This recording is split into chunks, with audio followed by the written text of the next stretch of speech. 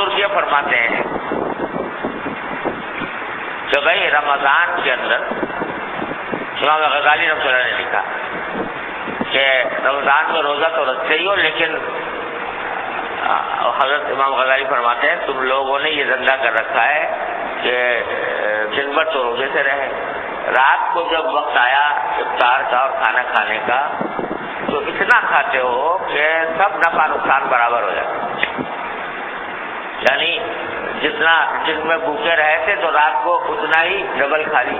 افطار بھی ڈبل کر لیا، سحری میں بھی ڈبل کھا لیا، تو سب حساب کھاتا برابر کر لیتے ہو۔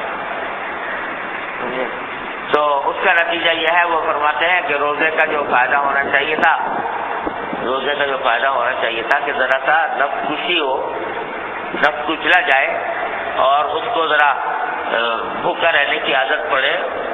تو وہ فائدہ حاصل نہیں ہوتا جس میں کہ تم جو حساب کھاتا برابر کر لیتے ہو اس کی وجہ سے۔ تو ہمارے حضرت حکیم الامت قدس اللہ تعالیٰ عنہ فرماتے ہیں کہ میں امام غزالی رحمۃ اللہ علیہ کی اس بات سے ذوقاً اختلاف رکھتا ہوں، مجھے امام غزالی سے اور ذوق میں اختلاف کرنے میں کوئی مزہ نہیں ہوتا، کوئی مذاق نہیں ہوتا بڑوں سے بھی۔ تو فرمایا کہ مجھے ذوقاً حضرت امام غزالی رحمۃ اللہ علیہ کی اس بات سے اختلاف ہے، ایسا نہیں ہے۔ حضرت فرماتے ہیں کہ ارے بھائی ضرورت سے زیادہ کھانا تو ہر حال میں نہ جائے، برا ہے، وہ رمضان ہو یا غیر رمضان، لیکن اتنا کہ آدمی اچھی طرح کھائے، لذت لے کر کھائے اور مناسب حد تک پیٹ بھرے، تو اس میں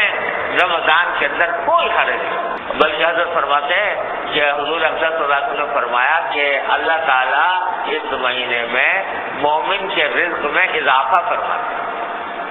ہے کہ نہیں؟ تو ہمارے تو فرماتے ہیں تو اللہ اضافہ تو اس مہینے میں کر رہے ہیں، کھائے بعد میں جا کے، رزق تو اللہ تعالیٰ نے اب زیادہ کر دیا، اب اللہ تعالیٰ نے ابھی دیا اور کھائے بعد میں جا کے رمضان کے بعد۔ ارے بھائی اس لیے تو اضافہ اللہ تعالیٰ نے کیا ہے کہ آدمی کھائے، ہاں ضرورت سے زیادہ کھانا اور بہت اٹا اونٹ بھر لینا یہ تو ہر حالت میں بری بات ہے، لیکن رمضان میں کھاؤ۔ اور اصل بات ساری یہ ہے کہ نہ کھانے میں کچھ رکھا ہے، نہ بھوکا رہنے میں کچھ رکھا ہے، جو کچھ ہے ان کے حکم کی اتباع ہے۔ انہوں نے کہا کہ کھانے سے رک جاؤ، رک گئے، انہوں نے کہا کھاؤ، سب کھاؤ۔ اب کھانے میں بھی وہی نور ہے جو بھوکا رہنے میں تھا، کھانے میں بھی وہی فائدہ ہے جو بھوکا رہنے میں تھا۔ اب قائم الشاکر بمنزلۃ الصائم الصابر، حدیث میں رسول اللہ صلی اللہ علیہ وسلم، جو کھائے اور شکر نہ کرے اس کو وہی ثواب ملتا ہے جو آدمی کے روزہ رکھے اور صبر کرے۔ لہذا جب افطار کا وقت آیا کھاؤ، ہاں بس اللہ کا شکر ادا کرو۔ چلو